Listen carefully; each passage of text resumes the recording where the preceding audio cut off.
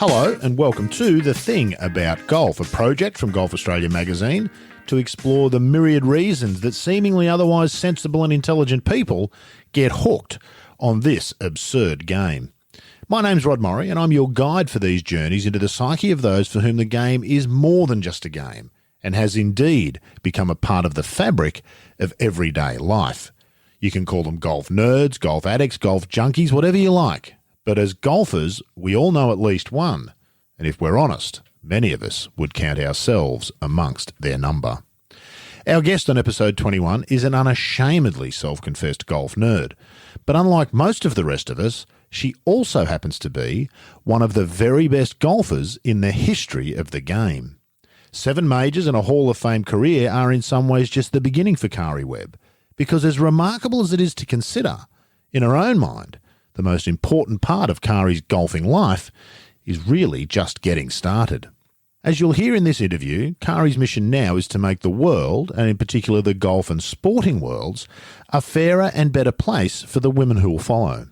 She's not suggesting her own life in golf has been bad. In fact, quite the opposite. But she also knows that it can and should be better for those who come next. This is a long chat, and I can't thank Karrie enough for her extraordinary generosity with her time. But more than that, I can't thank her enough for her honesty and thoughtful answers on every topic we touched. I hope you enjoy this chat with Karrie Webb even a quarter as much as I did, because if you do, then I know you will have had a very good time. Well, Karrie Webb, I suppose the first thing we've got to do is say thank you for taking the time, although at this particular juncture, there's not much to do in the way of golf. What's the situation there in Florida where you are? Yeah, definitely. I was thinking how many years it had been since I'd slept 3 consecutive months in the same bed. And I think I'd have to be 11 or 12 years old. I've been traveling that long. So, I've definitely got plenty of time on my hands to do these sorts of things now. Indeed. Well, the podcast is called The Thing About Golf, and that's our sort of jumping off point normally. I wanted to pose the question a little bit differently to you, rather than just asking what's the thing about golf. Finish this sentence for me. The thing about golf is? The thing about golf is it's a part of my DNA. I don't remember a time in my life where golf hasn't been a part of it.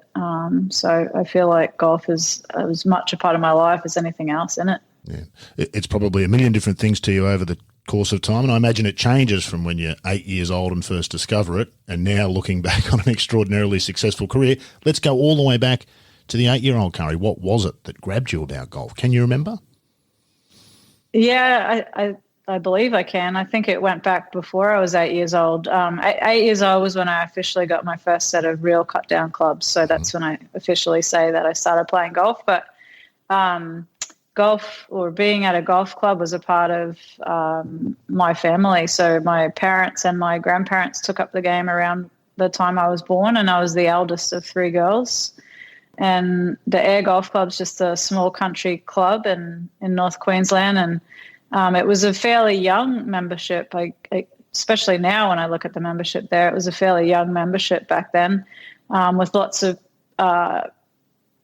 husbands and wives that were members and had kids around my age. So mum and dad would play golf on a Saturday afternoon, and my grandparents would look after us and then bring us out around 5 o'clock, and mum and dad would be upstairs having a few drinks in the clubhouse, and we'd just be running amok downstairs, running through bunkers and all sorts of things. But it was more just the atmosphere of being there. Like I guess I saw that mum and dad enjoyed being there, and then I had fun being there with a lot of the kids, and a lot of those kids I ended up starting junior golf with. So I think it was just the atmosphere of being out there, and then playing with my grandparents on a Sunday morning with a plastic set of clubs from the age of 4. They would take me out and wanting to get a real set of clubs, because as I got to 7 years old, I was obviously too strong for the plastic clubs back 40 years ago. Nothing like what you can get today. So I was hitting the head was flying off further than I was hitting the ball. So they promised me for my 8th birthday that they'd get me a set of cut down clubs, which yeah, that was me off and running. You never really had a chance by the sound of it, Karrie. You were infected early, and that was kind of the end. You were never going to escape it. Definitely. I mean, I played all sorts of sport growing up, but golf was the one that stuck, and I think it was probably more the individuality of it. I didn't have to rely on other people to perform well to have success, I guess. It all fell on my shoulders. We'll come back to some of that team sports and the role of that in the game in this day and age, because it's a very different game. What you're describing back then at the Ayr Golf Club, we see a lot less of, it feels like, in the modern era. The golf club as just a place to hang out, or maybe it's just in cities. Have you got any thoughts on that? Because there's a lot of hand-wringing about grow the game and bring people to the game, and millennials got to play the game. But what you're describing there, I wonder if there's less of that in this day and age, and why don't we sell that? I think most of us have probably seen that fabulous picture of you sitting on the buggy seat of, I think it was your granddad's pool buggy, you sitting on it and him pushing him along. Why don't we sell that? Yeah. They're wonderful moments, aren't they? Yeah, they are. And I think that selling the family sport is something that's really important. If, a husband has a wife that plays golf, obviously he can play more golf. And then if the kids get into it, they're all out there doing it together. I think that for me, the stigmas and the stereotypes around what golf is like, and that does exist. The elitism and it's the problem, isn't it? We can't deny it because it's absolutely real, and we all see it quite often. I never witnessed that. Even going to Townsville and playing, got up into juniors and stuff. I never experienced any sorts of restrictions on kids playing. Obviously you couldn't play Saturday afternoon when the members were playing, but men and women played on Saturdays. It wasn't just for men. And that's still an issue today at some places, Karrie. Yeah, so I never saw any of that until I got to a level where I was traveling down to Brisbane and then interstate to play in bigger tournaments that actually existed.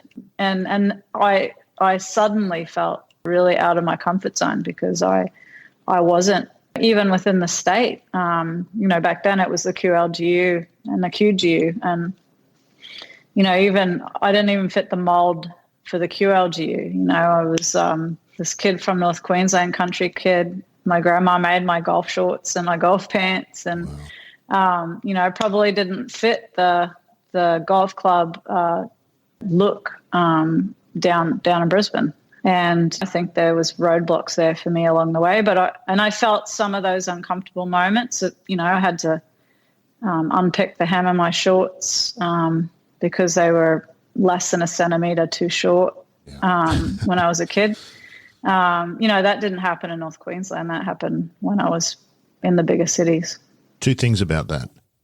What does that do in the longer term, which I'll let you think about while you answer the first question, to go on and become one of the greats of the game, and thinking back about all those things. And I wonder whether you still occasionally have that discomfort ever in certain places. But more to the point, what you're describing there, is that a city-country thing that you're talking about there, or has there been a change in golf, the difference between Toowoomba, Ayr and Brisbane? I think it still exists in the bigger clubs around the country. I think those clubs are hard to be members of. You're on a wait list forever, and they're the most expensive clubs to join. So are they about golf? Normally, are those clubs about golf? I think there's a portion of those members that it is. It's literally they love golf and they want to be a member of a great golf course. And then there's the the social advantage to being a member and being able to say that you're a member there. That a portion of members would be all they cared about, not how good the golf course was. But yeah, I mean, I think growing up in the country gives me a different perspective on that. But it's not just within Australia. I mean, the courses I practice at over here in Florida are private golf courses and cost. They're not even ranked in the top 100 in the US, and they cost way more money than they would to join Royal Melbourne or any of the best courses in Australia. Way more money. And so there's that, stuffiness at times at those clubs too. But that's never been what golf is for me. geographically, Ayr and Boynton Beach, Florida are a long way apart. You've been in Florida for a long time now and in America. What's your relationship with America and Australia and all of those things? Well, yeah, I've lived in the US more than half my life now. So, and I've lived in this house just under half my life. Creature of So habit. I've lived in this. Yeah, I don't like change. I've lived in this house for 22 years. So I consider this as much my home as I do when I go home to Townsville and Ayr and in North Queensland. You had fairly humble beginnings. I think your dad was a builder. Is that right? Yeah. So yeah. He was a builder, owned his own company. That's honest, hard, proper work, isn't it? That's the battling Australian we talk about when we have these political discussions. From there to where you are is a long way. There's a big difference there. What's that journey been like for you? I guess I think not the money and sense of money, but what role does money play in golf and a career? Because we're going to talk shortly about opportunities for women and young women coming up. We know you've done quite well out of the game, not as well as if you were a bloke. We'll talk about that as well with the same achievements. But what role does money play in there for a kid from Ayr whose dad was a builder? I imagine worked probably 5.5 days a week, most weeks, and then came home and worked on your own house because your mum wanted bathrooms renovated and laundries built and all those other sorts of things. Yeah. What's that like for Karrie? Money never was a part of me dreaming to be a professional golfer. I think I understood that professional golfers played for money, but for me it was, I guess, like, because I was 11 years old when I told my parents that I wanted to be a professional golfer, and it was right after I'd been down to watch the 86 Queensland Open and see Greg Norman play for the first time. And for me, it was just the atmosphere of a golf tournament. Thousands and thousands of people turned up to watch that event. Greg had just won the British Open that year and was number one in the world. So there was huge galleries and, a real buzz. And I just thought it was the coolest thing that you could play golf and people come and watch you. And you could aim to be the best in the world. So, I think in the back of my mind, I knew that there was money at that age, but that wasn't it. Obviously, as you get older, you understand, because it's always advertised what the winner wins. And so when you start thinking about that, you're like, oh, wow, you can make some money doing it too. So, but that wasn't the deciding factor at the beginning. I'm guessing it can't be. Every great player has always said money's never been a part of their thinking. And if it is, you're probably not going to become a great player because that's a road to hell very quickly. But it does come. What happens then? The young girl from Ayr who watches her dad work gets this giant check one day. What do you remember about the first check you made, the first big check you made, what feelings you have? And what does that mean? Life changes. It must change. Yeah. Well, I guess what I considered was a huge check was my second tournament I played was the Australian Ladies Masters, and it was right before Christmas in '94. And I finished second to Laura Davies and made $25,000. And I thought I was a millionaire. In 1 week, Karrie, 1 week. In 1 week, I made $25,000, and I'd go to the ATM just to check my balance because I couldn't believe.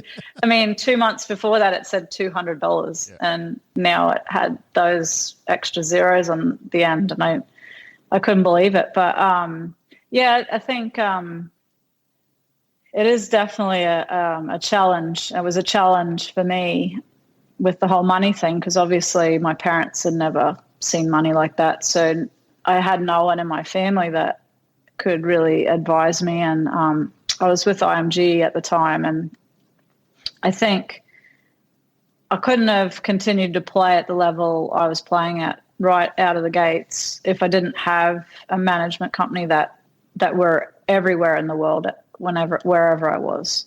I bought houses and cars, and I didn't organize my insurance for that. I didn't organize paying bills and stuff. That was all done by IMG. And obviously it's far better if you're a little bit more engaged, but and I learnt that the hard way a few times, but at 21 and 22, it definitely helped to know that I had a company that had done this before with lots of other successful sports people around the world. So, yeah, that was definitely overwhelming, and I think it concerned my parents, but they didn't really know how to help me. I was going to say, what did your dad say when you showed him that big check? If I was your dad, I would have said, do you know how long it would take me to earn that much money and how much work I'd have to do? Yeah. No, it wasn't really anything we ever really talked about, just that they were worried about. The sharks start to circle, don't they? Yeah. When there's money, it's like blood in the water, isn't it? Yeah. And I think, honestly, and it's only been recently in the last few years that I said I've been in this house for 22 years. So I bought the block of ground that I built the house on when I was 22 actually, and then moved in when I was 23. And my parents were worried about how much money I was spending. My accountant at IMG was worried about how much I was spending, and you're doing everything right, because it was only on my second. I bought the land during my second full year on the LPGA, and it never occurred to me, and this is probably good, but it never occurred to me that money would stop coming in. I was like, well, I made $1 million last year, and I've already made $500,000 this year. Like, I can afford it. But okay, what if you don't make $1 million next year? One injured wrist, a twisted ankle, slip in the shower. Everyone remembers what it's like to be 21, 22, 23. You don't think bad things are going to happen. And you know everything, which is handy too, because later in life it's much harder when you don't know everything. Yeah. But as it turned out, I did know everything because I ended up staying here the next 22 years, and it has been a very good investment. So did you build that house? Are you house proud? Are you one did you design it and do all of that sort of stuff? Are you into that kind of thing? Yeah. I am house proud, but and I did design it. But again, being 22, 23, when I designed it, I was in a hurry for it to be built. And I vividly remember conversations with my architect. One of them was your spare bedrooms aren't overly big, and one of them doesn't have a built-in wardrobe. And I was like, I don't care. I don't want people to stay with me forever. Even though, because back then you don't think about how much storage you personally need for yourself. Uh-huh. And then the other thing was you don't have a formal dining room. And I said, I eat in front of the TV, so it's all right. So since then, I've built an extension so that I do have a formal dining room. Well, not formal dining room because I'm not that posh, but we do have more room to spread out if I do have people over for dinner, and I don't eat in front of the TV very often.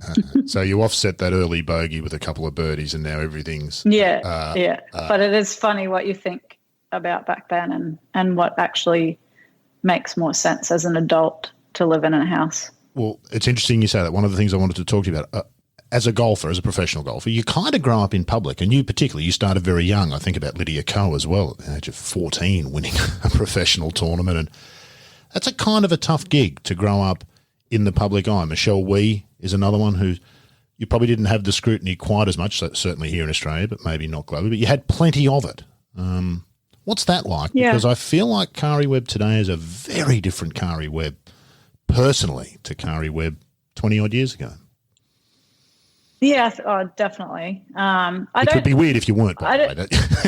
That's a good thing. That would be odd. I didn't really, teenage-wise, I didn't grow up in the spotlight like the players that you mentioned. For them, adjusting to life was much harder. And for me, I think when I finished second to Laura Davies at the Australian Masters in my second professional event, there was definitely people within Australia and a lot of the female Australian pros that had been playing some of the professional events in the years prior to that wouldn't have been shocked that I played well and finished second there. And I do know, in hearing stories in later years, that they went to Europe and said, wait till you see this girl, Karrie Webb, come, she'll be out in a couple of years.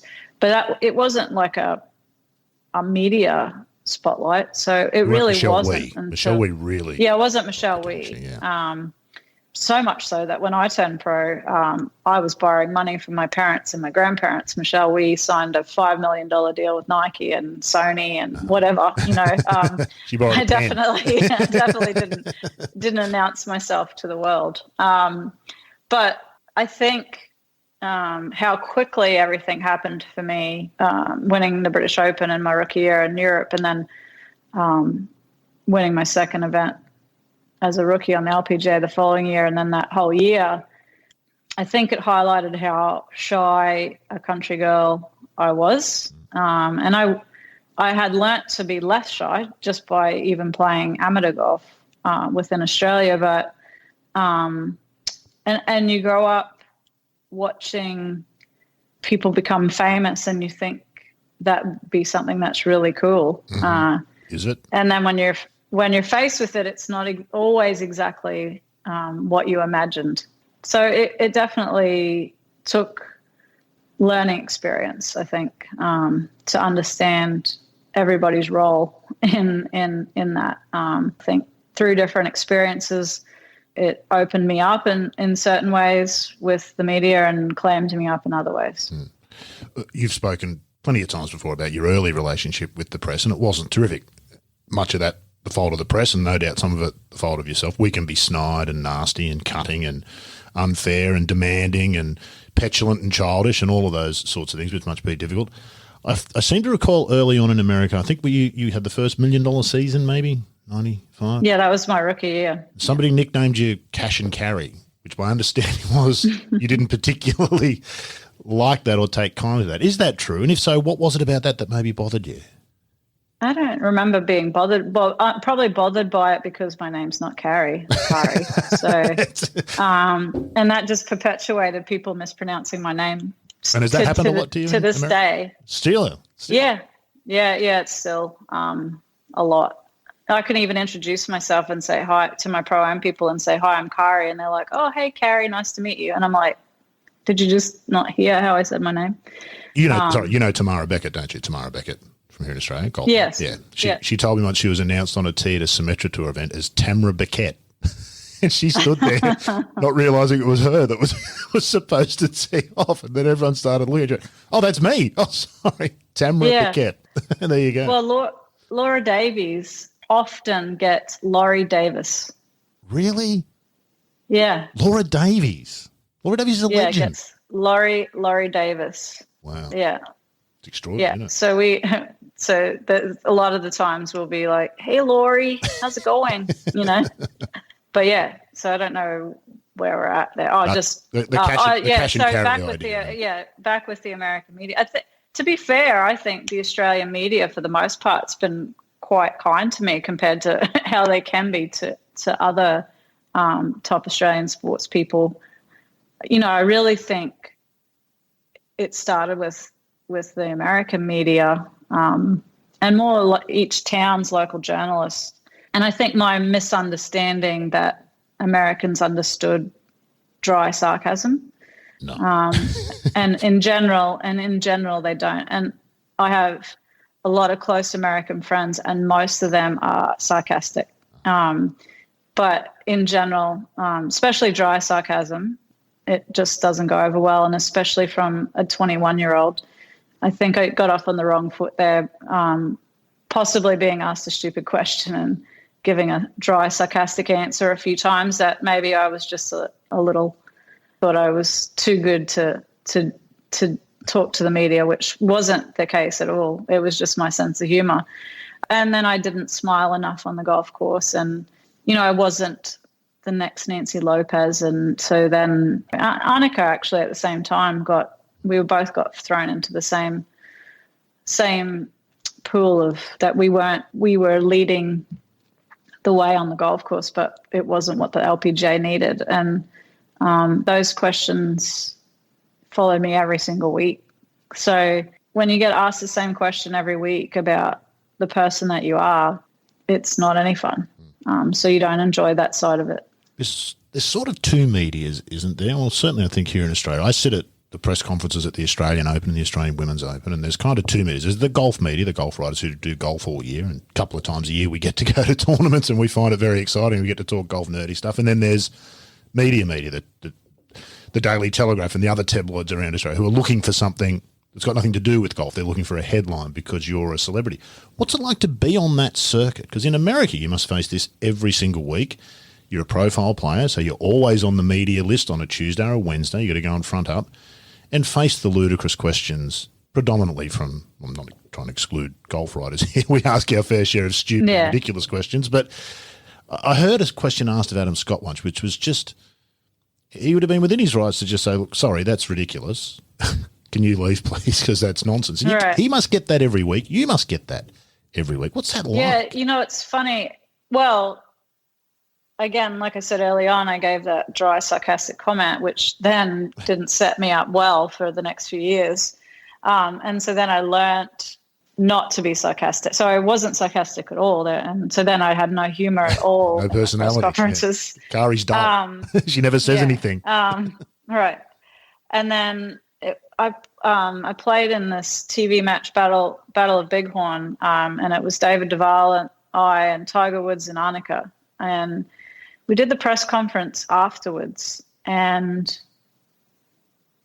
there was some stupid questions asked. And the way Tiger and David answered those questions, and I'm sure that's how they handled stupid questions. I mean, it just rolled off their tongues. Like it was like a backhand slap to this person who asked the question. And I was like, we would never be able to answer a question like that without just being completely ripped apart in the media. And those, that guy was almost apologetic for asking a stupid question. And I was like, wow. I caught up with Tiger years later that he was like that. But at the time, if he thought it was a stupid question, he'd say it was a stupid question and not answer it and take the next question. Yeah. What do you remember about that battle? I wanted to ask you about that specifically because nobody ever talks about it. But at the time, that was a fascinating concept. I remember it being all a bit – it was under lights, I think, the last 9 holes. Was that one of those? Last 4 holes maybe or something? 4 holes, 5 holes. Yeah. What do you remember about that? Yeah, so Tiger had a deal with Disney, and so he had to have one of these primetime matches each year. And I think this was the third one that he had done. And so they did so it was in 2001. It was, like I said, Tiger and Annika and David and I. It wasn't a hard decision to say yes to because it was so monumental that the women that Annika and I were being asked to play in it. And prime time was great exposure for not just the two of us, but for the LPGA. But it was on the Monday of the British Open, and the first year that they made it a major. Wow. So, it was. It's a big call, isn't it? It is. Well, I was in the midst of 4 years of winning, 99 through 2000.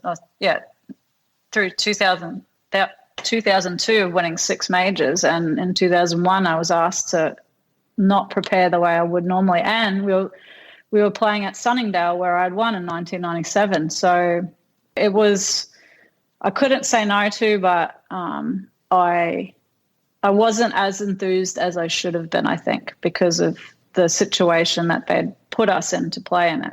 They flew us over privately and we arrived Tuesday lunchtime, I guess. But it's still not the best preparation for a major. But the event itself was it was amazing to be a part of. I'd met Tiger before, but I'd never met David before, and we were playing foursomes. So I met David maybe 2 hours before we played, and here we are having to playing foursomes. But I think it could they could have chosen another format, I think. I think foursomes was a difficult format. They also set the course up so difficult. So we took, I can't remember how long. I think it was like 2.5 to 3 hours to play the front nine, with them making us stop for commercial breaks and then how hard the course was playing.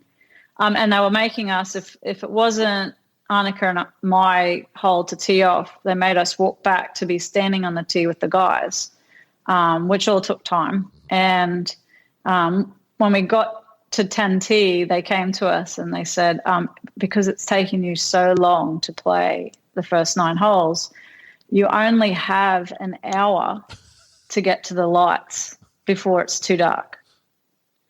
So they're like, so girls, you don't have to go back to the back tee when the guys are teeing off. We want you actually down the fairway already so that you can hit quickly. So then the next 5 holes was huge. I think we played 4 holes under lights. So then the next 5 holes we had to play in an hour, which, we still had to stop for commercial breaks. So it still was difficult to get to. It was getting pretty dark by the time we got to 15. But the whole experience, again, the other thing that for me that was a learning experience was how different the guys' crowds are to ours. Our fans are way more respectful of us as people. The guys' fans, there's lots of hecklers out there, and I'd never experienced anything like it. And it was a TV match. It wasn't like it was the Ryder Cup or yeah. There was hecklers out there, and looking back on it, one, I wish it wasn't the Monday of the British Open. I think I would have thoroughly enjoyed it more because my mind was more of where we were headed and what was coming up for the week than it was playing in that event. But, I look at photos now and it's really cool. It was the number 1 and 2 male player and the number 1 and 2 female player in the world playing a TV match. And those things just don't get made anymore, and it was really fun to be a part of. They paired you with David Duval. There are some similarities, I guess, in some ways between the two of you, both known for the sunglasses. What was he like, and how did you get on with him? Did you share really something with that image? Did you? Yeah, no. He's turned into a terrific commentator and an amazing analyst. He's a great analyst. I really enjoy listening to him. I think what you see from him as an analyst is kind of the guy that literally is the only time I've been around David Duval is in that 7.5 hours of foursomes, foursomes golf. But he just was such a nice guy. And he'd just won the British Open, maybe a month before. That was the one major he won. So I felt like David was really down to earth and I think true to himself. I don't think he tried to be anyone other than himself.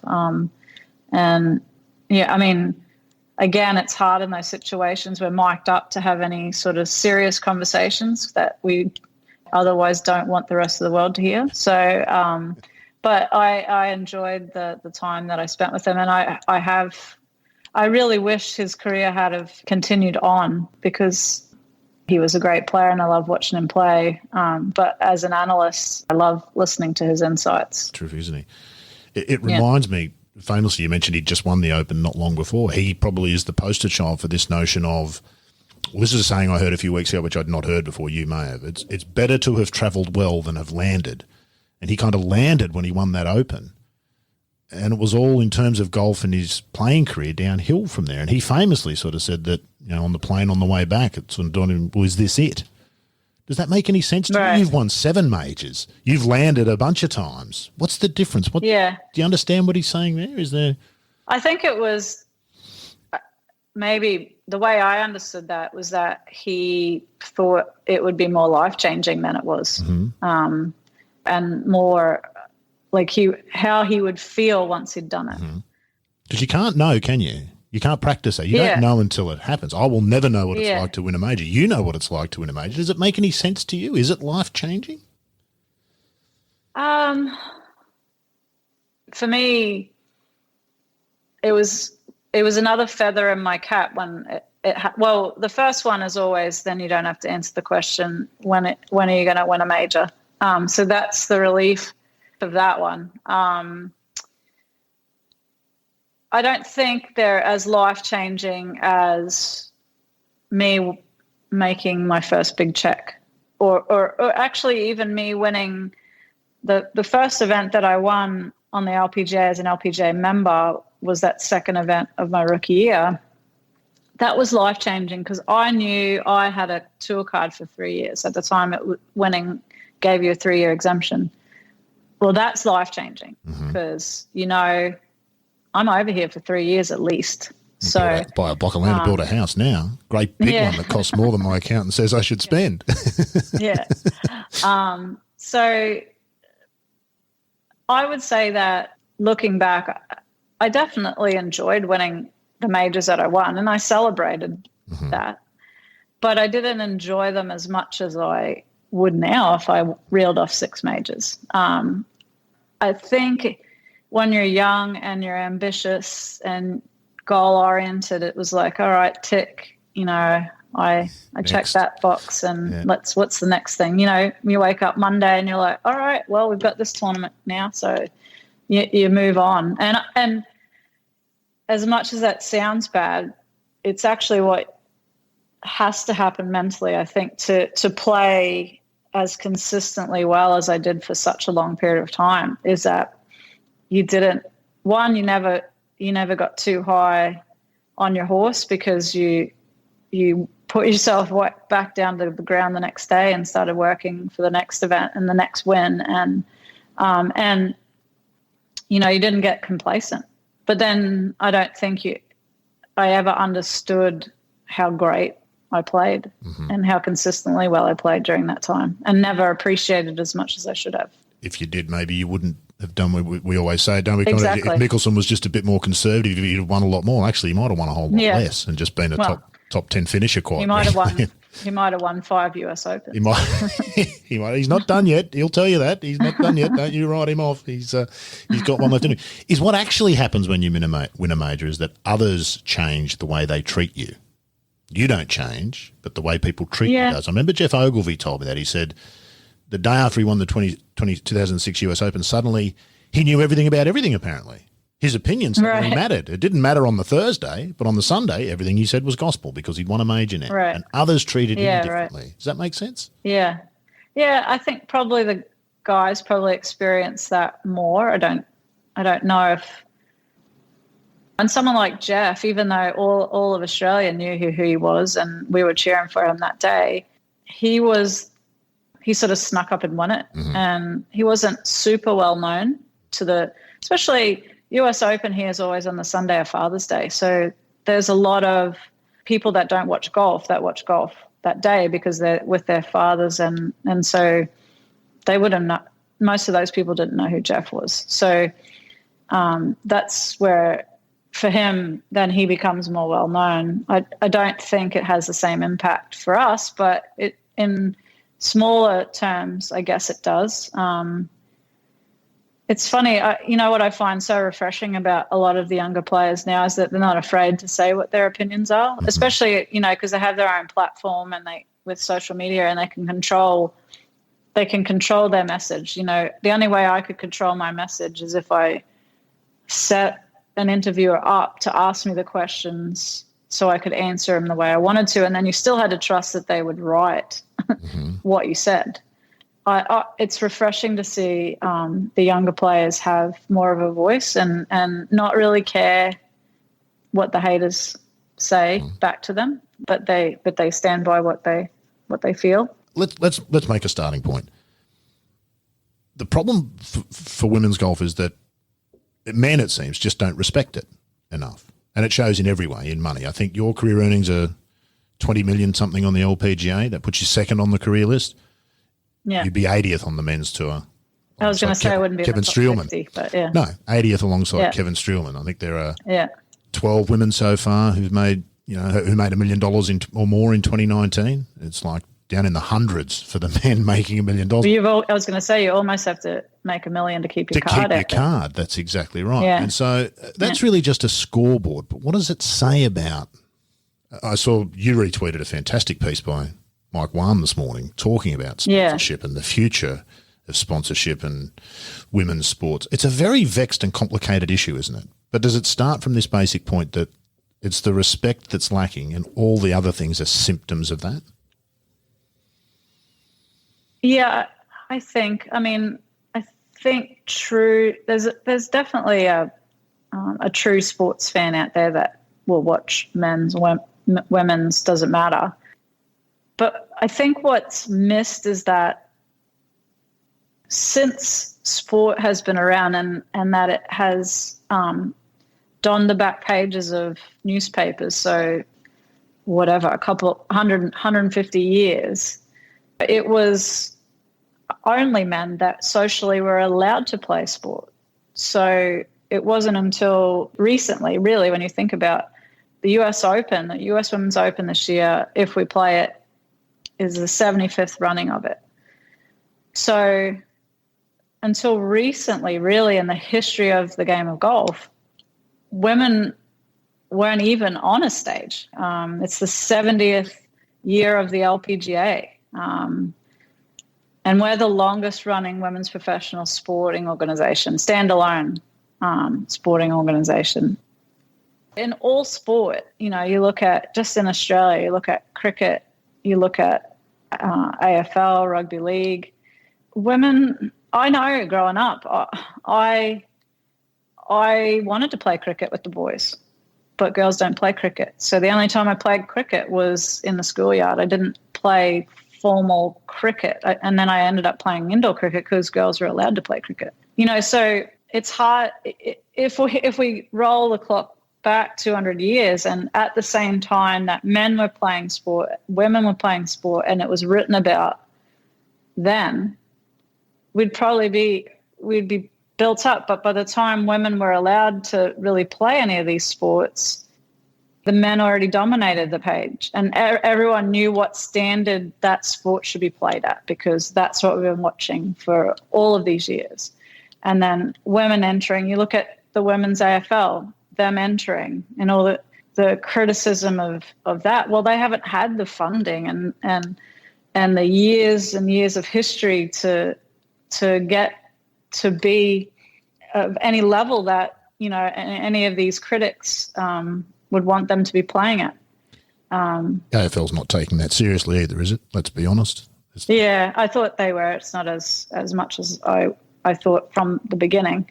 I really think Cricket Australia, in my opinion, has done pretty well. I mean, I'm sure the Aussie girls would want them to commit more, but I'm a bit of a cricket tragic, and, in the last 3 or 4 years, the standard of cricket the women play has gotten better and better every year. And that's just goes to show that when you invest in it and they can play cricket as their profession and they don't have to work a side job, how much better the standard gets. And that's the luxury men have had, over 100 years, so that's why it's hard to compare men's and women's. And what I loved about that article that Mike Wan wrote was that 7% of sporting sponsorship dollars, 7% gets spent on women's sports. But where Mike has positioned the LPGA, and where I was on the board for 4 years when Mike first came to the LPGA, and he dug us out of a deep hole then, is just the way he thinks about things, and where he's positioning our sponsors now. And we have some huge corporate partners now. We have CME and KPMG, and he's selling to sponsors. What is your business strategy? Is it to empower? You claim that it's to empower women, but you spend nothing. $20 million a year on men's sports and $0 on women's sports.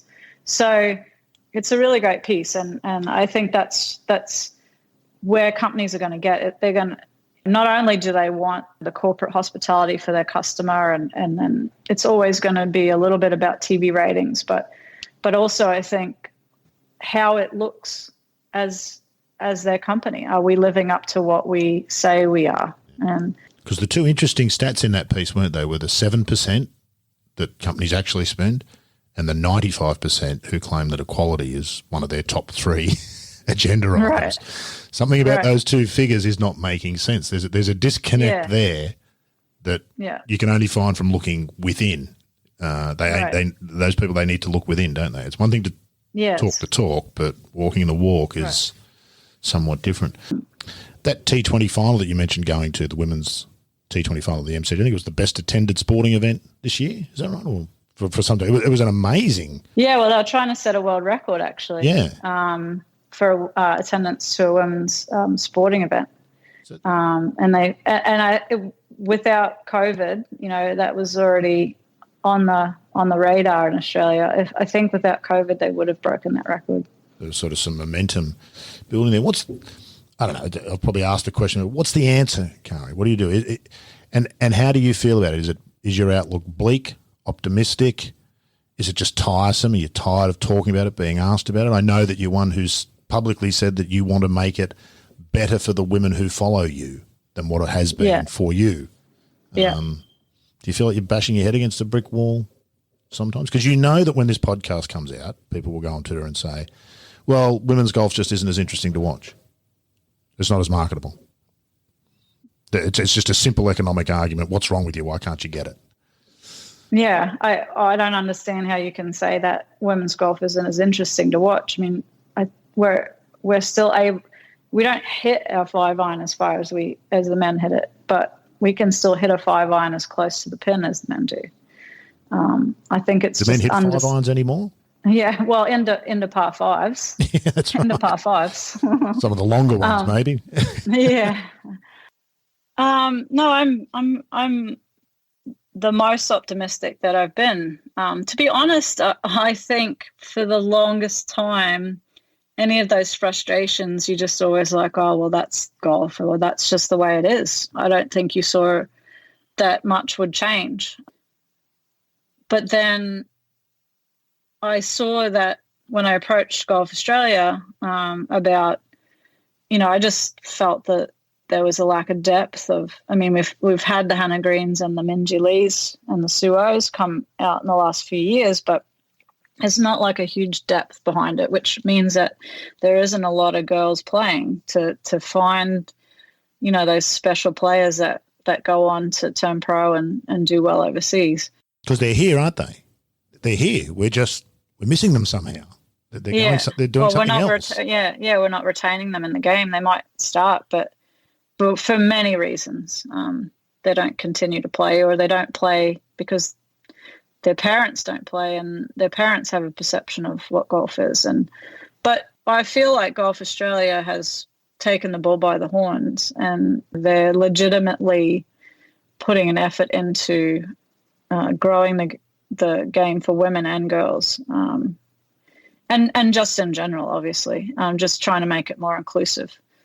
And I think there's a concerted effort from them. I know the RNA has put out a charter, and I think there's movement around the world for it. So I'm the most optimistic that I've ever been, and the fact that there's just so many, just for women's sport in general, not just my sport. Like, obviously, I want my sport to flourish, but I just want to see women's sport on the stage that it deserves, and watching the Australian or just women's cricket on the stage that it was for the women's T20 World Cup, 86,000 people, whatever it was. Like, I would have loved to have just been down on the field to feel what that was like. I mean, I was just so excited to be there, to see that many people turned up to watch women's sport.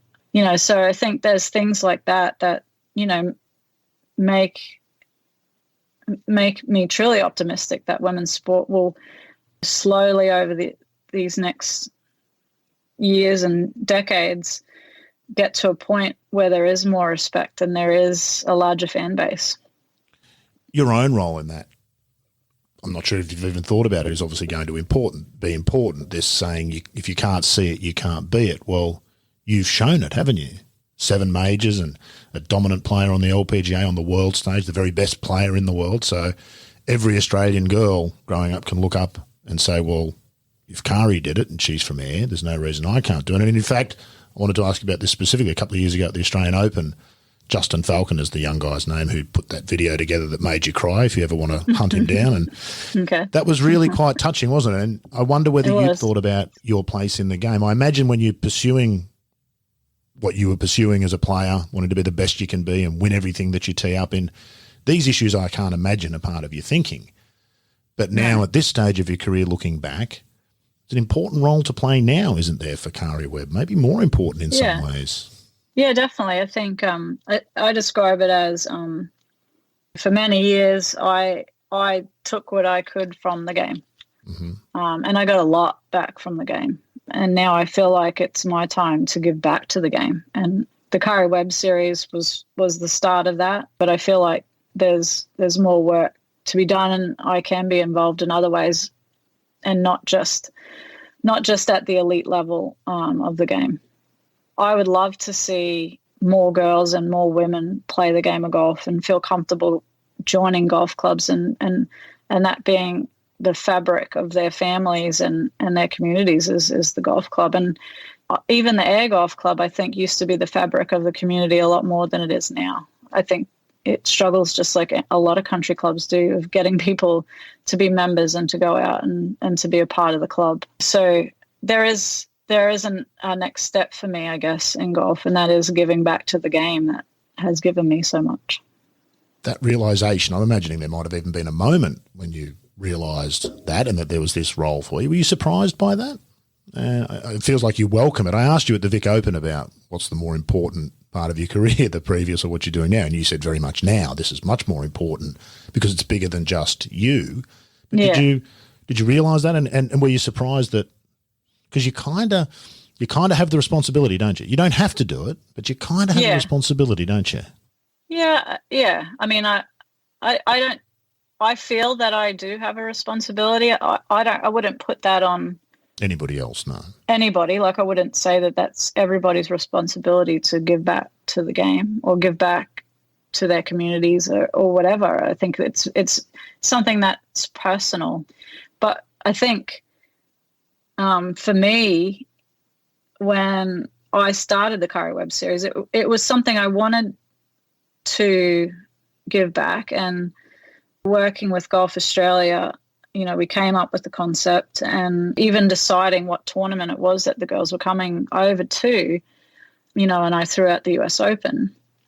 And this was, the first year they came over was in 2008, but we've been talking about it for a while. And it was in 2007, said, let's make it the US Open. And people around me were like, are you sure you want them to be at the US Open? And I'm like, no, I'm not sure that I want them to be at the US Open. It's probably not the best for me, but it's the best experience for them. That's one of the biggest events we play.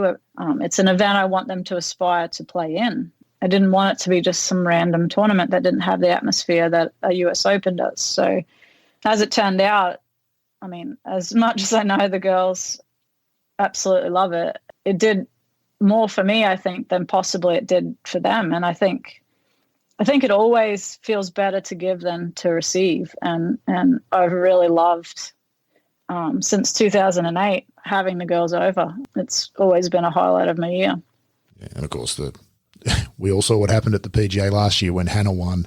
And there you were, like the nervous parent watching the player over that last I try not to think of it as a parent. But. No, I get that. But they're so young, Karrie. We can't avoid it any longer. The truth is people are getting younger. I woke up the next day and because I got, it was like you were the parent, and I was like, I don't like when people are saying that. And then I was like, well, when my mum was 44, how old was I? And I was 22, which is how old Hannah was when she won. So it's like, it's like that first moment you catch yourself saying something that your parents would have said to you, and you hear yourself and you go, hang on a minute, this is not right. I've become my parents. What a wonderful moment that was, and what a wonderful ambassador she is for the game. She is very naturally all the things I guess you probably weren't as a youngster, isn't it? She is just naturally wired to give. To say she's like Arnold Palmer would be overstating it, but there's elements of that natural connection she makes with people, isn't there? She's quite special, Hannah. She is. She definitely gets it. For someone as young as she is, she definitely gets it a lot quicker than, definitely a lot quicker than I came to the understanding of it. And I think people get to those points at various stages in their life, but she already has an understanding of that, which I think it's marvelous that, even through this ISO, she's out playing with all the young juniors. And can you imagine? Can you imagine if you'd been at Ayr Golf Club and there was a major winner just lob up every week and you could go and tee up with them and she'd talk to you, and that's extraordinary stuff. There's a maturity about that. She's one of my favourite people, Hannah Green. We don't play favourites, journos, but she's one of my favourites. She's couple of quick questions. Then we're going to talk about some golf nerdy stuff because we barely talked about golf in all of this time, and that's my fault. I take full responsibility. I hope you're enjoying our chat with Karrie, and if you are, then you might also like to delve into the Thing About Golf archives. We've had some terrific guests over the year or so that the podcast has been going, everybody from Peter Lonard and Pete Senior to Meg McLaren and Bob and Kathy Shearer. Just head to golfaustralia.com.au and click the podcast tab, or, if you're one of the cool kids, subscribe to the show on Apple Podcasts, Spotify, Google Podcasts, or any on one of the other myriad apps that are available on the market. If you do that, we'll turn up in your playlist whenever we release a new episode, and you won't have to do a thing. Oh, and it's free, so you're not going to find a better deal than that this week. Now, back to Karrie. One of my favourite photos I've ever seen in golf was a blurry image of you doing the Toyota 5-star jump as Adam Scott's putt went in the hole in the playoff at the Masters in 2013. What do you remember about that? And when you won majors and whatnot, do you think there's a similar, it's kind of back to the other thing, do you think Australia's male golfers feel the same way? And when Hannah won last year, do you think that's a shot of enthusiasm and injection for our guys as well? Okay, so the first part of your question about Adam winning the Masters, I've suffered through all the different Aussies that have had a chance to win the Masters since the very first one I remember watching was the 86 Masters when Jack Nicklaus made the comeback to beat Greg. And then, of course, the next year, 87. So I've suffered through them all, and I was actually at my very first Masters to watch in 96. Oh, God, Karrie. And I got to the golf course early on Sunday morning, put my chair on 18 because I was going to watch Greg Norman get his green jacket. So I've suffered through many an Aussie that had a chance to win Are you the problem? The Masters. Is it your fault? Well, actually, it was a couple of years before that. I can't remember. It was the year that Charles Schwartzel won, and oh God, you weren't there for that too, Day, no, I wasn't. But Jason Day, Adam Scott, and I think Jeff Ogilvy. All three of them are up there, right? With like less than 9 holes to go, and I'm like, there is no way an Aussie's not going to win today. Like that, I said that out aloud, and it didn't happen. So I felt like I jinxed that by saying that out aloud. But obviously the next chance was Adam winning, and I don't know. I felt like I won a golf tournament when he won. I was so excited for him. Obviously, he'd let one slip at the British Open the year before, so I was super, super excited for him, and just how he celebrated by yelling out, "Come on, Aussie!" Like, I think he brought the whole country in on the win, which is cool. His reaction there on 18 when he holed the putt on 18, we know that he won the playoff after that. A little bit similar in some ways to your reaction at the 2006, what's now the ANA, what was the Kraft Nabisco. It was very un-Adam Scott. Your reaction at that 2006 Kraft Nabisco was very un-Karrie Webb, and you've spoken about that many times, what an important, and that was maybe a life-changing thing in some ways. It's funny to think, isn't it, that professionals at that level who've been at the game for that long, devoted their whole lives to it, in a way you can be kind of surprised by what it means and what it does. That's funny, isn't it? I just found that interesting. Every day you toil constantly for this achievement, and you can be surprised by your own reaction when it comes. It's extraordinary. Yeah, right. Yeah, and I think that's why I took it so personally when I was criticised for not smiling or lack of smiling on the golf course, was because that was just my natural, like, I smiled when I won. but I was toiling away and trying to keep my composure, and that was just my natural reaction. When I held that shot in 2006, that was my natural reaction. That wasn't, oh my God, I'm going to jump into my caddy's arms, and it's scripted. That is just how I felt at that moment in time, and I literally thought I'd hold that to win the tournament. So that's why I celebrated the way I did. Yeah. Oops, indeed. You took the game very seriously, though, Karrie. A hard practicer. You told Richard Kaufman on the Round podcast last year that you felt like you had to constantly work. That was all part of that. Yes, we've won this one, but there's more work to be done and to keep going. Not everybody's wired that way. But for you, well, now is obviously different. I'm guessing you don't grind as hard at the game now as you used to. What's your relationship with golf like? You're playing obviously a lot less tournament golf. I'm guessing you're not grinding to become the best player in the world. Again, what's your relationship? Do you play socially? Do you practice? Enjoy practice? Yeah, I'm actually through this ISO. It's been weird. So Palm Beach County closed their courses for about 5 weeks, and I'd been playing a little bit up before that, but not a lot. And when it closed the first week or so, I was like, oh, it's closed. And then about 2 weeks into it being closed, I'm like, should I be worried? Should I feel like I need to practice a little bit? Because I really hadn't decided how many tournaments I was going to play this year. So it wasn't like I had anything upcoming to practice, but it's been my life for so long to worry about golf and where the state of my game is that I thought that I should worry about it. So I ordered a golf net that I thought I'd be able to construct and put in my garage and leave up and still pull the car in. But it was too big and too hard to get up and down. So I just put it back in the box, and I'm like, I'm done. So you get a lot of money for that. They're very hard to get at the moment, so you could probably sell that for more than you paid for it. Anyone wants one, still in the box. It hasn't had a ball hit into it. So then I just waited it out, and it wasn't. Did you miss it? It wasn't that bad. I don't miss. I mean, when I go back to playing, I miss being able to hit it really good and solid. It's taken a bit since we've opened back up, but I did and I didn't. Because I've been playing part-time for a couple of years, I have gone longer periods where there hasn't been lots of, where I have a schedule each day and, I'm going to practice and then I'm going to work out and all of that stuff, like a routine. That's what I was looking for.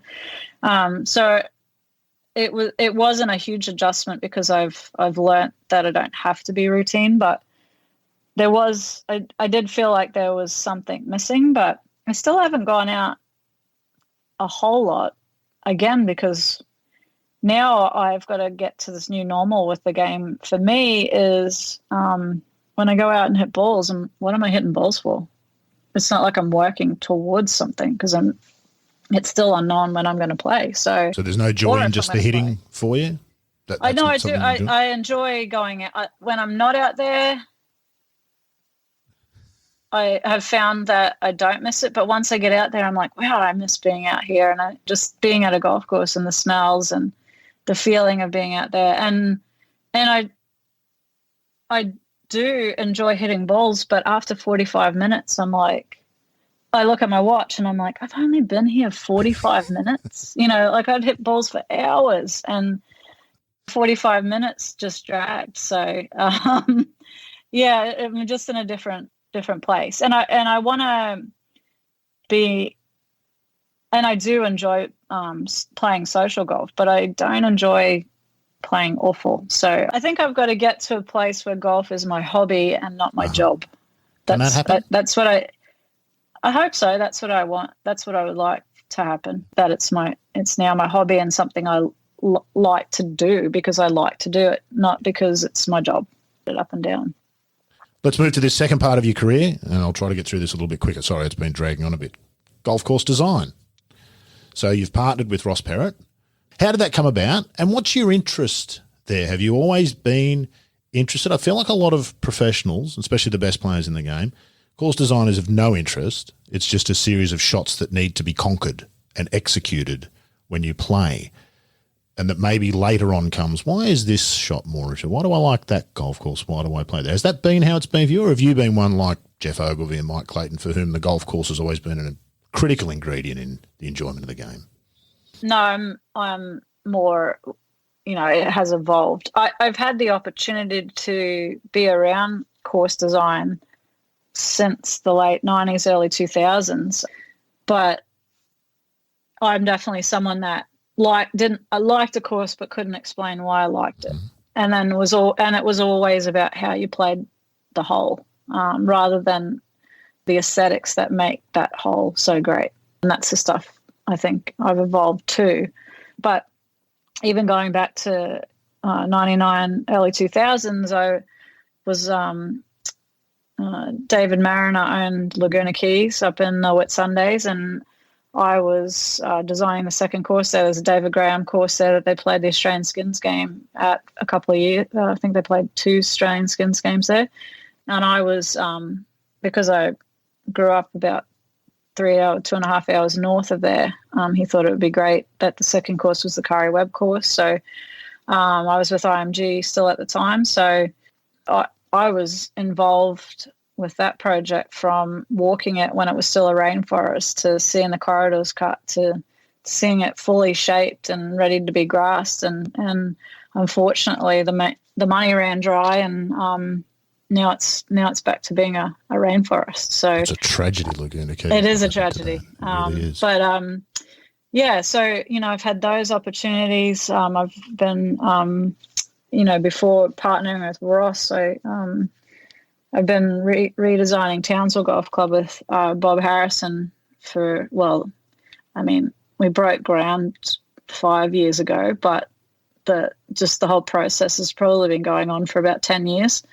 And hopefully, they've had a lot of bad luck up there, but hopefully that we'll see that to fruition. You're part of the Olympic bid, if I'm not mistaken, with Thompson and Perrin. How I got involved with Ross was Ross and Peter Thompson asked me to be a part of their bid for the Rio Olympic course. So I think that was going back to around 2010. And instantly, we all know how great a guy Peter Thompson was, and huge fan of yours. Yeah. Always too. Yeah, great supporter of yours over the years. And me of him, and I go in there just really being honoured to have been asked to be a part of the team. And the first day there, Peter's asking me to draw, and I want to know your thoughts. Like, show me what you think. And there was just a very mutual respect between Ross, Peter, and I, in that we were truly a team. They weren't just adding my name to the team to have a female presence. Like, I was a part of the team. And then after that, we bid on Royal Pines and a couple of other jobs. So I'd been involved with them for many years. And then, Peter stepped away from the business, and it was just Ross for a couple of years. And we verbally agreed to put in a bid for Indooroopilly Golf Course in beginning of 2018. And in the end, they put it out for a bid, and we ended up winning the job. So after the many other tries that we had to work together, we won that job, and we decided to form our own company. And we're trying to get started at Indooroopilly. I think it's going to be a great project once we can get in, dig some dirt. You might have picked the only profession harder than golf to have any success in golf course design. There's not a lot of it. There's an awful lot of people want to do it, and there's a lot of very good people out there. So congratulations for getting a gig. That's the first and most important thing. What's your sort of role there, and how do you approach it? I would imagine you've got lots of ideas. All golfers do, don't they? Every single one of us has played 100 holes and said, "Oh, we don't know what they were thinking here. That's ridiculous." Usually because we've hit a bad shot. Yeah, right. But how's that learning process for you? Because I would imagine once you start to understand a bit of what course designers do, it's a lot more involved than we think, isn't it? And whilst you might stand there and go, "Well, Ross, I think we should put this here," and then you can hit that shot, and he can say, "Well, that's never going to drain, Karrie. This will just be a swamp the whole time if we do that." There's so much more to it, isn't there, than just what you might like to have in your head? Yeah, definitely. So much more. And for me, obviously, the actual construction part of it is what I'm learning about. and that's the part. I'm just seeing another side to the game that has been my life. So I've really taken the bull by the horns, and I'm trying to read as much as I can and learn as much as I can, because I don't want to just be at a meeting. I want to be a part of the meeting. So it's the knock on tour pros, isn't it? Tour pros put their name to golf courses and they have nothing to do with them. They turn up on opening day and they cut the ribbon and they would have no idea how it actually came to be. And it's probably true sometimes, but you don't want to be that, do you?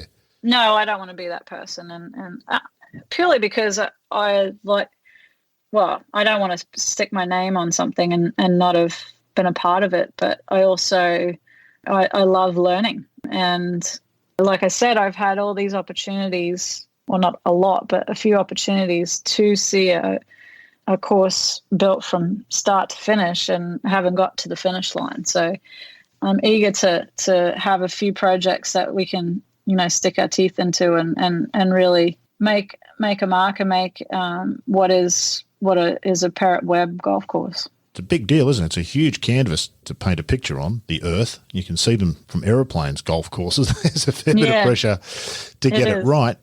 What have been your favourite courses over there, and what are your influences? You said you've been doing a lot of reading. What have you been reading, and what do you take from? There's oodles of books about the subject. There is. Obviously, growing up in Australia, I think I have an affection for the sandbout courses, and I feel like Australian courses in general just have a certain look about them, and I feel like I always compare courses everywhere else in the world to that. But I also have loved playing links golf. I love the creativity of that. But then even over here, the great golf courses, even though it's wall-to-wall grass and it's a little one-dimensional with rough, there's not as much creativity around the greens. There's still an architecture over here that's uniquely American too, and that I love. And as far as reading, I've read a few books. I read The Spirit of St. Andrews that Alistair Mackenzie wrote, but it's more I'm reading about different grasses and the tedious stuff, the boring stuff like that. The great thing is, social media, you can follow different outlets that you can read about different articles and what people are doing and how they overcome certain problems at certain jobs and that sort of thing. Yeah, there's plenty of reading still to do. And some of it can be quite tedious. So, I do it for a certain amount of time and then I go and read something that's a little lighter and not a bit more fun. Not as brain taxing. Practicing putting versus practicing flop shots. One's loads of fun and the other one is just kind of getting the mechanics right. Where have been your favourite places to play over time? What are if I said to you, what are your 5 top memories of your golf career? Do any come immediately to mind? Are they the obvious ones we would think of? Are they the major wins or big moments, or the one of the 8 times you won at Royal Pines, which we haven't even mentioned yet, which is an extraordinary achievement? Yeah. Well, I would say the top memory we've spoken about was the 2006 Kraft Nabisco, where I hold the shot. I mean, just my reaction to that shot, and if I think about it, I can feel the emotions instantly. I can bring those emotions. You said that last back. year too when you spoke to Richard Kavanagh. You think about it, you feel, and that's still the case to this day. Wow. Yes, definitely. So I wouldn't say it's the best shot of my career or the most important moment of my career, but it was definitely the most impactful shot of my career. And so that, I guess, that gets number one. But winning my first Australian Masters at home, that was my first Australian win. All of the times that I've won Australia have been very special, but the first one there was sort of, again, like winning your first major, not having to answer the question, when are you going to win at home? And I'd been a pro for 2 years. When are you going to win? Yeah, I let it slip the year before, so I think it was nice that the very next year I came back and won it. So, but yeah, that definitely started a love affair that I've had with Royal Pines, and I wouldn't say that Royal Pines is and I haven't played it since it's been redesigned, but it wasn't the best golf course in the world, but early on. Moments there, though, in Australian golf history, don't you think? Jane Crafter winning there. And honestly, probably probably one of the best conditioned Bermuda golf courses I've ever played on anywhere in the world. The greens were probably the purest Bermuda greens I've played on. And I think I had a lot of family and friends there. Obviously, it's a Queensland event. And once I started winning there, I think I just had this comfort that no matter where I was going into the weekend, I knew I had a chance to win. It was a big event too, though, Karrie. It was a real fixture on the Australian sporting calendar, is my recollection. Yeah. It would outrate the men's cricket quite often. Much of that probably due to you, and I think that story grew over time. The more times you won it, the more interesting it became the following year to see if you could win it again, and that builds on itself, obviously. But there was something special about that tournament, wasn't there? Yeah, there was. And early on, well, when I first couple of times, I think the first 3 times I won it was an LPGA event. So we had the best players from the US coming over, and that was the first sort of co-sanctioned event of its kind in Australia. I don't think the men had really done that yet. They hadn't co-sanctioned with Europe yet. So it was a way of guaranteeing more than just the appearance. The guys that would come to Australia on appearance money, you were getting a full world-class field. Yeah. And I think that's why it got such the attention it did. Yeah. 5 Australian Women's Opens, and I know that certainly for the men they say right behind the majors for Australian men is the Australian Open. I imagine it's the same for you, although Hannah Green told me before she won the PGA that the Australian Women's Open was the most important tournament to her, even above the majors. She might not say that now that she's won one of the majors.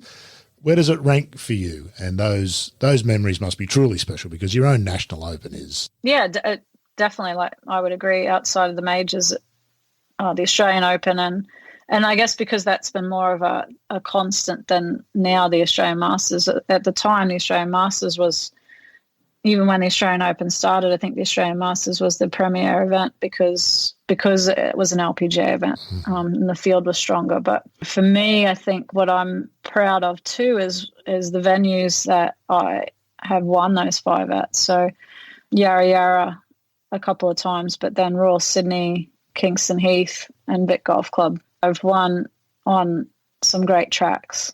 Proper golf courses that demand proper golf, don't they? They're proper examinations of every facet of the game, including the mental aspects.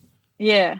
So I think that's why, and the fact that the Australian Masters was played on the same golf course. So winning 5 Australian Opens is probably the equivalent of or even better than 8 Australian Masters purely because they were won on different golf courses. Your Twitter handle is Karrie Webb, AO. Where does that fit in the achievements of Karrie Webb, that AO? Yeah, that's probably the most special achievement. It's not something that you can set out to achieve or work hard to achieve. It's something that someone else has to nominate you for and they feel that you're deserving of. So, yeah, it's very, very special. And that's why I proudly have that on my Twitter handle. As I would, as anybody would, as you should. Yeah. Phenomenal achievement. Yeah. It is. I'm when I was at the ceremony a couple of years ago, I was sitting, most of the people getting awards that day were military people. Some of the people, they couldn't even say their name because of the high risk nature of the work they'd done in the military. By saying their name could threaten their safety and their family's safety. And then they say Karrie Webb for services to golf. I'm like, that's not even close to what everyone else in the room has done. So, that's a kick right in the perspective butt, isn't it? It's like, well, I didn't 3-putt a couple of times, which was nice. Yeah. So, but it is a very special one. Yeah, definitely very humbling. Yeah.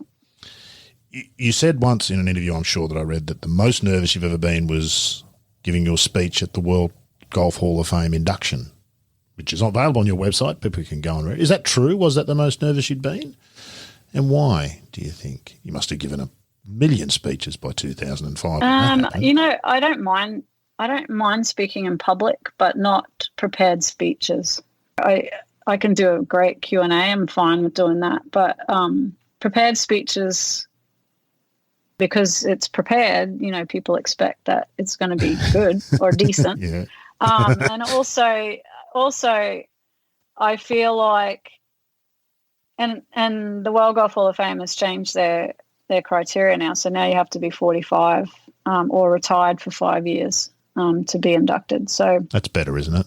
Does that make more sense? Yeah, I think it does, because being 30 years old and getting inducted just short of my 31st birthday, I definitely, I was still in the thick of it. So even though I truly enjoyed both my World Golf Hall of Fame and LPGA Hall of Fame inductions, I just still didn't have the perspective that I needed to. I think that my speech was fine, but I was really nervous too, because I am quite an emotional person, and I was worried I was going to cry. That LPGA Hall of Fame might be the most difficult club in the world to become a member of. The criteria is crazy. I think, was there 17 of you in there? I think, is that all?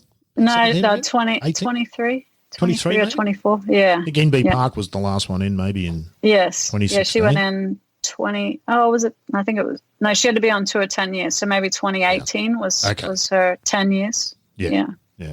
What does that mean? I mean, is it too hard? People have criticised the LPGA Hall of Fame and said, look, it's a bit silly. 70 years in existence, you've only got 23 people who have actually managed to do it.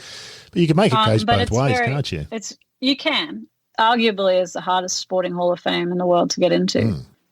So I'm very proud to be a member of that. But it's typically a female thing, isn't it? That here we want men to lift us up, but we do very little to support one another. Yeah. So Laura Davies isn't in. That's crazy, isn't it? Yeah, it is.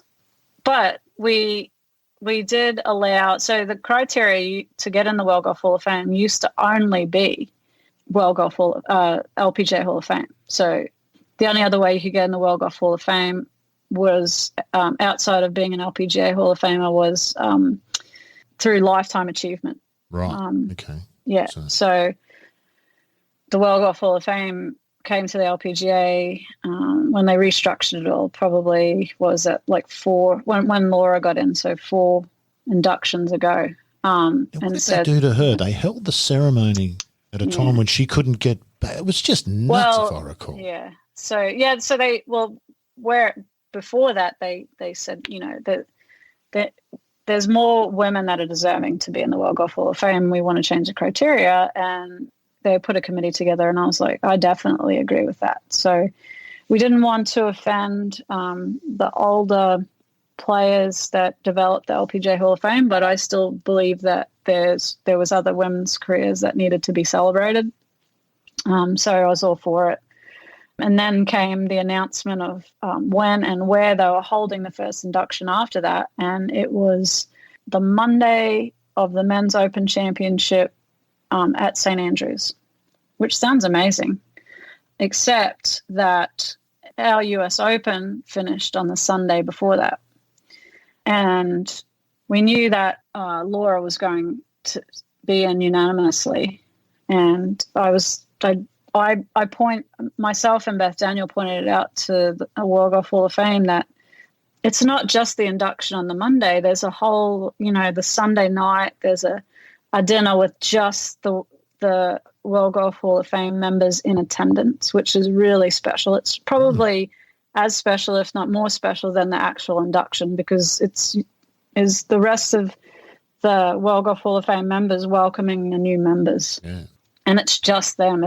There's no sponsors or any other officials. It's just World Golf Hall of Fame members, and their spouses. It's just a really nice evening. So, I was like, if Laura makes the cut, she's not going to even be able to attend that, and then she's going to have to rush home. And I'm like, what if she gets a flight delayed? What if the tournament goes into Monday? All these sorts of things. And I'm like, you said you wanted more women in the Hall of Fame, but you're not making this. See, it doesn't seem that way. And as it turned out, Laura's flight was delayed, and she missed her own. And not only that, I think the part that really annoyed me was they pre-recorded her speech just in case she missed it. You know, she had travel delays. But Mike Davis, who was on the 18th green for the US Women's Open presentations, made it because they flew privately to St. Andrews. And Laura they didn't fly Laura. No. How's that okay? That's not okay, is it? It isn't okay. No, it isn't okay. And yeah, and you know, a few of us let that be known because I was devastated for her. Because Laura was really happy actually that it was going to be in St. Andrews because her mum hated to fly. So her mum was going to be able to drive up and be there, and all her family were there, and she wasn't there. And there's more to that story. I was very devastated for Laura. And in true Laura class, the next induction 2 years later, she flew over for 24 hours or 48 hours to be at the induction. You know, she wasn't in the US. It was in New York City, the Tuesday of the President's Cup. And she flew over especially to be at the induction. She could have had a bitter taste in her mouth about how unwelcome she was into this club. But she came over and, yeah, we had a great time celebrating Lorena and Meg getting in, Meg Mallon. She's a gift we don't deserve in many ways, Laura, I think. I was just watching. She's taken to Twitter and giving tips. I know, have you watched out of the blue. I'm like, what's going on? Did you see that? So this morning's tip was someone said, she was saying, you know, well, when there's water down the right, the last thing you want to have in your mind is don't hit it in the water. And then her next tip was, well, here's me playing my next shot. I played this course 100 times. It's the first time I've ever hit it in the water here. Because she was talking about it on the tee, and there she is taking a drop. She's been a fabulous friend to you, and I imagine in some ways a bit of a mentor over the years. She's always been a huge supporter of yours and a huge supporter of golf here in Australia. Those people are so important, aren't they? Yeah, definitely. Laura deserves a lot of credit for helping put women's golf on the map in Australia. She deserves even more credit for the LET has had its lean years in the last couple of years, but they could have been in more dire straits in the 90s and the early 2000s if it weren't for Laura. And Laura's, going back to the LPGA Hall of Fame, Laura's one major or two wins away from being in there. And through the peak of her career in the 90s, she was going back and playing 15 events a year in Europe. And if she chances not to win those two tournaments that she needs. You know, she was winning when she went back there, but if it weren't for her supporting her home tour, she would be well and truly inside have made the numbers for the LPGA Hall of Fame. So, and what a player, just ripping drivers off the deck, just punching up a bit of turf and sitting the ball and smacking the driver down the fairway, and just ask her about her golf swing. She knows nothing. I don't know, swing planes, don't know about them. Yeah, that's why I find it's so funny that she's giving lessons on Twitter because she's never taken a lesson in her life. So it's humouring me every day to see it. Coaches all over the world are cringing at every time she mentions that you should do this and you should do that. She's off pencils and Coke bottles. I can't even believe she's even thought about how she actually plays the shot, like to actually explain it. You know, like normally she just gets up and does it.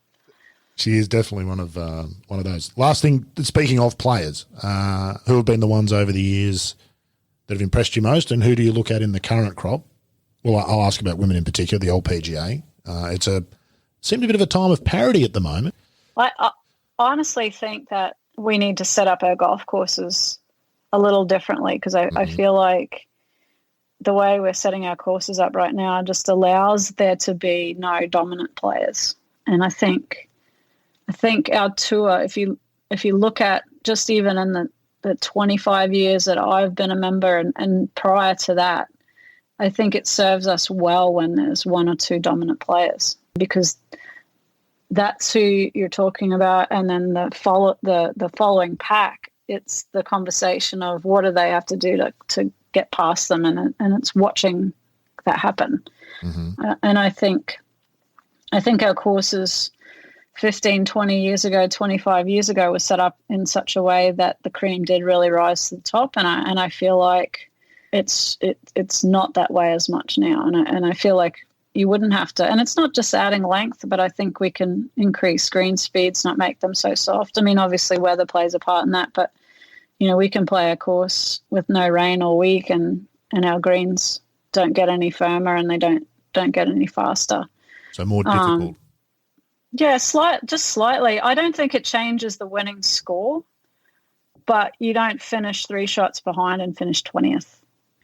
You finish 3 shots behind and finish in the top 10. I really don't believe it really alters the winning score or even the cut.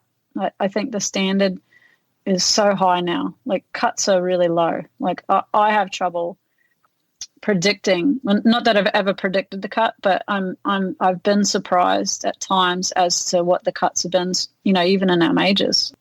You could say at the start of the week, you'd think 3, 4 over will be the cut and 1 over, even pars the cut. There's enough quality of players there now that I think they're doing the cream of the crop an injustice by not setting the courses slightly harder. Do you think that's a deliberate ploy on the part of LPGA Tour staff to have a lot of players making a lot of birdies so the players look better? And I don't mean that in a disparaging way. I mean, because the players complain. Anybody who says otherwise is a fool and hasn't been to watch women's golf because they're amazing talents. It's possibly that. It's possibly that. I think another big factor is slow play. So if we make it slightly harder, we're going to take longer to play. Is it a problem, slow playing? Some players think it's not a problem. I think. Do you think it is? Yeah, I think golf, all of golf, could do with making it a little bit quicker. You don't want to miss your TV window. We don't get the luxury of going 15 minutes into the Sunday night news. The television stations pay the men to televise, so it doesn't matter if it runs over. We pay the television stations to televise, so if we run over, we pay. So there is an emphasis on making sure that we finish in our TV window, and I think there's a worry that if we, and this is just my opinion, I don't know if this is actually what is spoken about, but I believe there's a worry that making the courses harder will lead to us missing TV windows on weekends. Right. That's a legitimate concern then if that's the case, isn't it? Because you don't want that. But like I said, I don't believe I just feel like some of the things that are lost in the way courses are set up these days is distance control into the greens, because the greens are soft. So if you're a couple of yards, you hit it a couple of yards too far, it just means your putt's 6 foot longer. Not if the greens are a little firmer, it could mean that you're over the back, or you come up short because you're trying to hit the shorter club in there. But I still don't believe it changes the overall winning score. I just don't think the leaderboards are as bunched. As many. And I think the better players win more. I don't think you see some of the winners that we see. Now that you're in course design, these things are very much part of your thinking. What is the best way to separate good players in terms of course setup?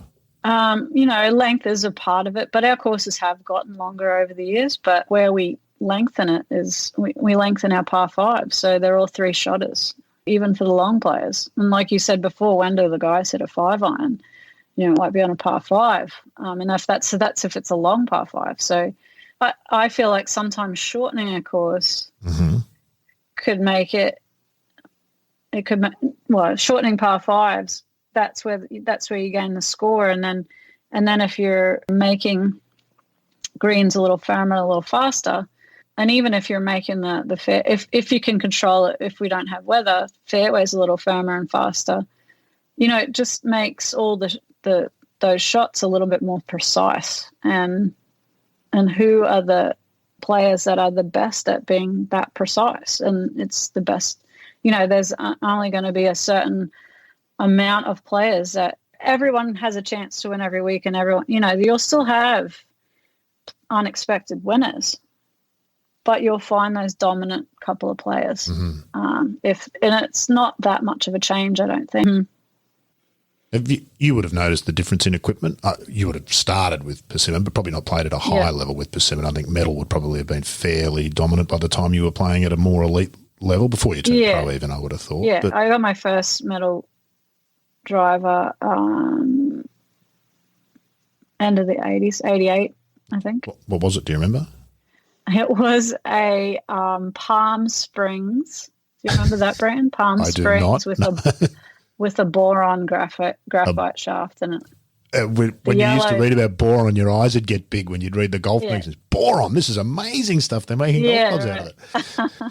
So you would have seen that change. You've lived that change. And at the elite level. Yeah. Do you hit it further now than you did in the past? A lot of the senior tour players in men's golf hit it further than they did when they were in their 30s. Yeah, I don't hit it. I hit my irons further. I don't hit my driver much further. I hit it about, I haven't definitely not increased any distance in the last 10 years. Are the miss hits different? Is the driver more forgiving? A lot of pros will tell you that the biggest change is that the driver used to be the hardest club to hit, and it's now become the easiest because it's so big. Yeah, I would agree. I would agree that your misses aren't as bad. But see, I think it's all down to the ball. The ball, none of your misses are as bad with the ball as they used to be with a ballada. You'd only have to miss the sweet spot slightly, and that ball went nowhere. Or the wind got it. Or now, between the clubs and the ball, your misses are hardly anything compared to what they used to be.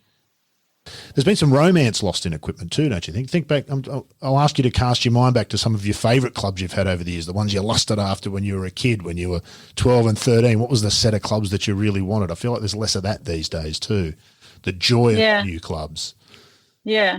Well, I remember, just before I got a medal, word was how beautiful wooden woods were and how beautifully crafted they were, and the skill that the assistant professionals got by learning how to put the binding on, and they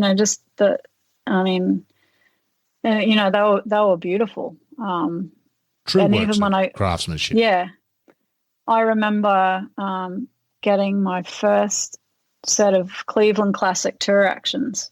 Oh wow! Yeah, and I just thought they were so beautiful. They were. But you were right. They were. Yeah, they were. I don't know. And I had those when I was about 15 or 16. But I wouldn't be good enough to hit them now. Somehow I doubt that, but I take your broader point. The last thing I wanted to ask you about, so this is partly about that male-female thing again. For a long time, you've been sort of sponsorless in terms of your hat. You've had the boxing kangaroo on the hat. That's ridiculous, isn't it? Julie Inkster is sponsorless. That's ridiculous, isn't it? Yeah. I've had a great sponsor, Nippon Shaft. So they're on my hat now. Have been for the last few years, but Nippon's been 15 years. Shows a loyalty from you there as well, Karrie, which is probably something we overlook often in this day and age. Yeah, well, I've actually had a great relationship with a lot of Japanese companies. So yeah, but Nippon, I truly believe with Nippon that being associated with a World Golf Hall of Fame golfer is what they're proud of, and it has nothing to do with me being a woman or a man. Like, I think it's just that I'm a World Golf Hall of Fame player, and they want to associate their brand with someone that has been at the elite level as I have, because that's what they feel their product is and represents. But you're right. I mean, I asked a certain iron manufacturer last year for a set of irons, and they were going to charge me. So no, see, I'm not going to listen to that because I don't want to hear that. But I'll plug the company. Mizuno Australia is sorting me out with clubs, which I had never played Mizuno's before, but I've played a lot of forged Japanese irons, and they were horrified to hear that I might have to pay. I was never going to pay for irons, but yeah. So they've been really good to me in the last 12 months or so. For all of your achievements, Karrie, I want you to add this one to the list because it might be the most impressive. I am speechless, and that never happens to me. 7 majors, World Golf Hall of Fame, one of 23 members of the LPGA Hall of Fame, and somebody asked you to pay to use their golf clubs. Mm-hmm. Well, I mean, we talked about the current world number 1 a couple of years ago had to pay for a 3-wood. So embarrassing for all of us. What does that say? Yeah. Well, I don't know. It doesn't affect you. It doesn't matter to you because you can go somewhere else. But what that says is just awful, isn't it? It didn't surprise me, put it that way. Really? Well, it happens. Like it's out there. Yeah, I mean, it happens. There's some mainstay club equipment companies that have supported women's golf continuously. Ping, Callaway, they still have reps out on tour. They still have girls that have equipment contracts. They've supported women's golf year in and year out. PXG is a new company, and they support a lot of the girls on tour now. And I think they have a rep on tour as well. But if you've been to a PGA Tour event, the equipment vans at those events are crazy. We have our own equipment van that the LPGA pays for. That's the only equipment van that travels with us now. And the reps that are out there, they work on clubs in our equipment van. But there's some companies that have stuck by, women's golf, and there's some that come and go. And it's disappointing, but it's our reality. I actually think club equipment companies were more supportive of women's golf 20 years ago than they are now, which is shocking to me because I feel like, we're more visible than we were 20 years ago. So that's the part I don't understand. Makes sense of that. That's really quite disheartening. That's really quite disheartening. That bugs me. Yeah. That should bug everybody. That should bug all golfers. I can't imagine. Well, 7 majors I had a look in terms of men's golf. I think you've got Sarazen, Hagen. There's about 5 or 6 men's players. It would be unthinkable for any of them to ever be asked to pay for anything. It'd be like if someone asked you to pay a green fee at a golf course. That's insane. It's just... Yeah. Well, I think so. I might put it into perspective. So, I'm friends with a CEO of a company over here, and he saw that. Well, and I explained to him that a lot of the girls will have certain club equipment, wear their hat, and I said 99% of those girls are wearing that hat for free. And so he was like.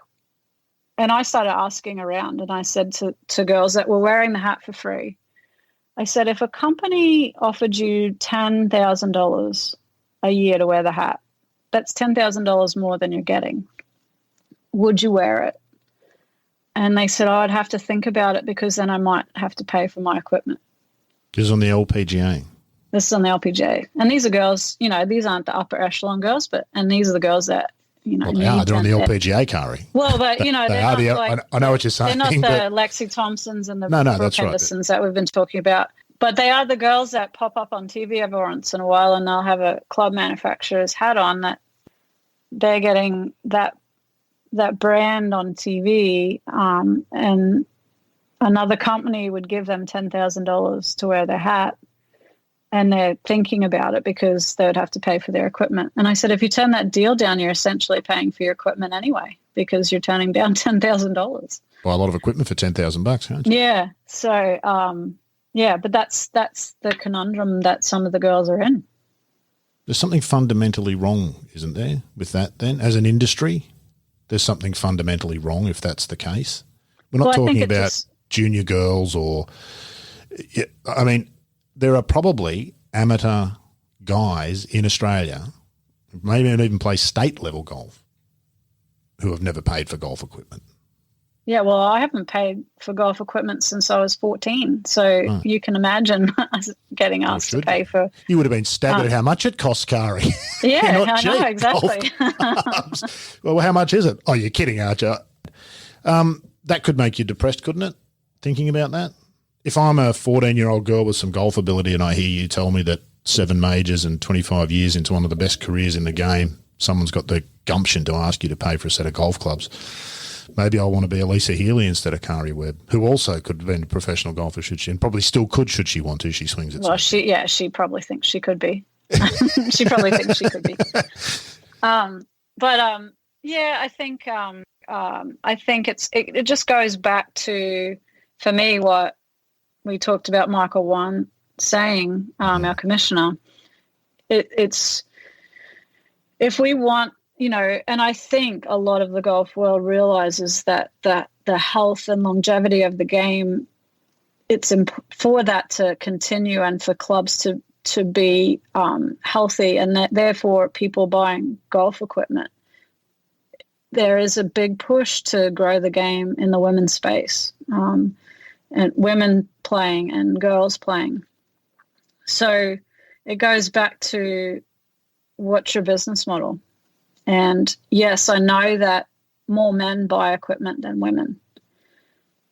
But if we can get more women to play golf, then they'll buy the equipment that Hannah Green plays, or Minjee Lee plays, or, Lexi Thompson plays.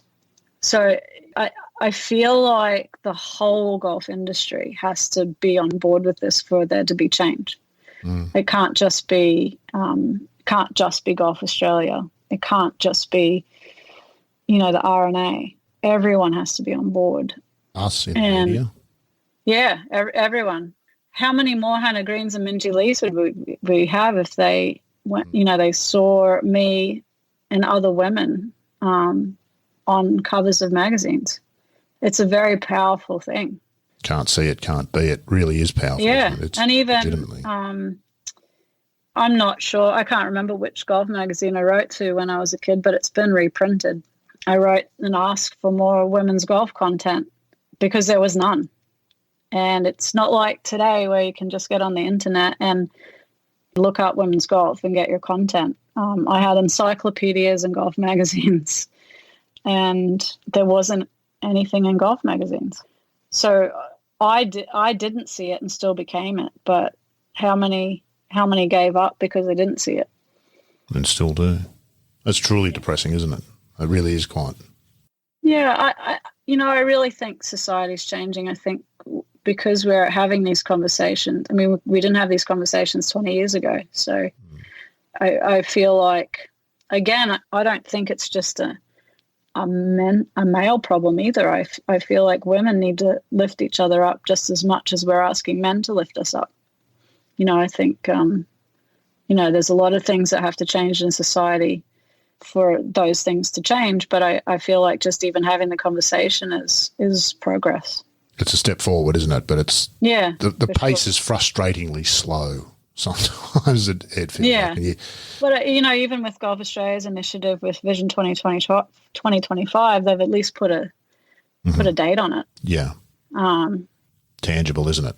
Just even within Australia, if we can get everybody on board and grow it within Australia, maybe we're the leaders. Wouldn't that be cool that, we're not following the big guns, that we're setting the standard? One of the absolute greats of the game, Karrie. It's been something I wanted to do for a long time. It's been fabulous of you to take so much time. You've been incredibly generous. Really appreciate you doing it. Thanks very much. Yeah, thanks for having me on, Rod. It's great. There's an old saying in this business that you should never meet your heroes because all too often they disappoint simply by being normal human beings.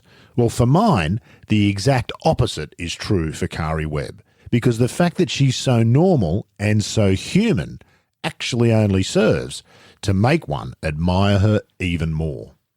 Well, that's it for episode 21, but make sure to come back next time because we're going to meet another candidate for the most addicted player in the game when we're joined by 1983 Australian Open champion Peter Chook Fowler.